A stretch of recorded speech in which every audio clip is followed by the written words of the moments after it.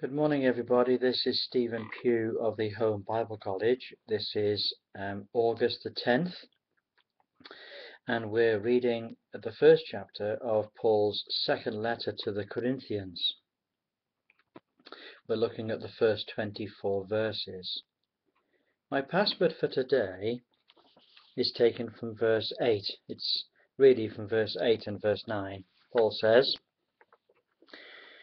"For we would not, brethren, have you ignorant of our trouble, which came to us in Asia, that we were pressed out of measure, above strength, insomuch that we despaired even of life.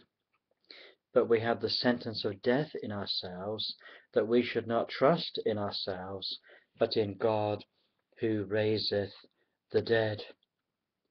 Now, we have no historian like Luke that has written what Paul and his companions were going through. Clearly, they faced a question of huge persecution. They might have been arrested. They might have even been sentenced to death, either by the sword or by wild animals. More likely, in Paul's case, it would have been by the sword, because he's a Roman citizen. But the important thing is that he says this. He says, we were pressed out of measure. We were squeezed to the point in which the pip squeaked. We were squeezed to the point in which we did not think that we could manage to experience it anymore. It was beyond our strength. He says, we despaired even of life. Now that's something, isn't it? We had the sentence of death in ourselves, that we should not trust in ourselves, but in God, who raiseth the dead. The Apostle Paul had got to a point in which he'd even come to realize that death was imminent, and that the only hope they had was in the resurrection of the dead. Now, this is quite a struggle, and we might ask ourselves, well, why didn't Paul just pray and get out of it? These things don't come just as easily as that, and they don't go away just as easily as that. This was great troubles. We don't know what it is. It might have been a sickness that took him and his companions right to the very point of death. But the important thing is this. He says we received this trouble so that we might be able to help those that are in trouble.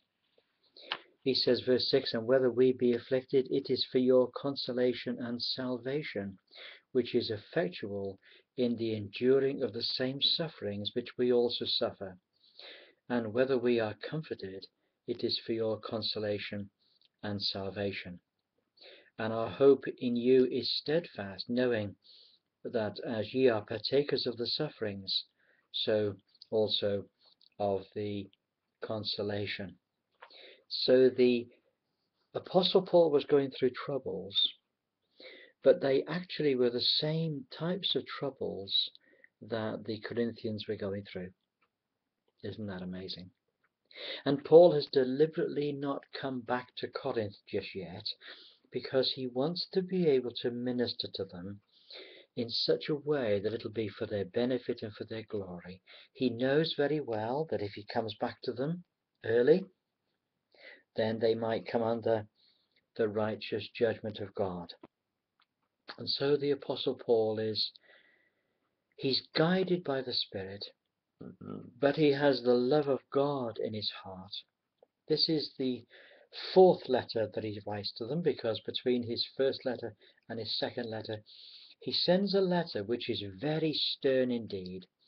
The sort of letter that really smarted them, that really rebuked them in the name of the Lord, and which would have brought about a great sorrow and a great repentance in their hearts.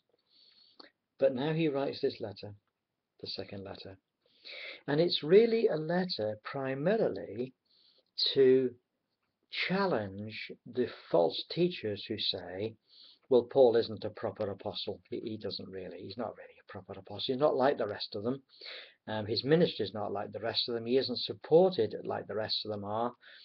So he's not really an apostle. And Paul writes this large letter to defend his apostolic mission and to establish the certainty of his authority in being able to minister to the saints.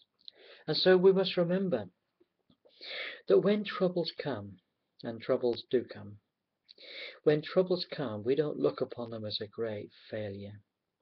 We don't look upon them as a means of crushing us, although it may crush us. It's used by the Lord that we might learn, that we might grow, and that we might be able to help and comfort those who are also going through great troubles. So when troubles come, don't think that God has forsaken you. Don't just automatically say, Lord, take it all away.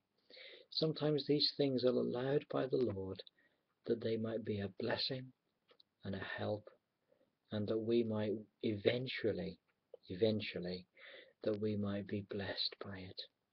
Strange, isn't it? The greatest blessings the Lord can bring to us sometimes are in times of trouble. In the Old Testament, Israel were blessed in times of peace. We're blessed in times of trouble. God bless you. Look forward to talking to you all again tomorrow. Have a wonderful day. Bye for now.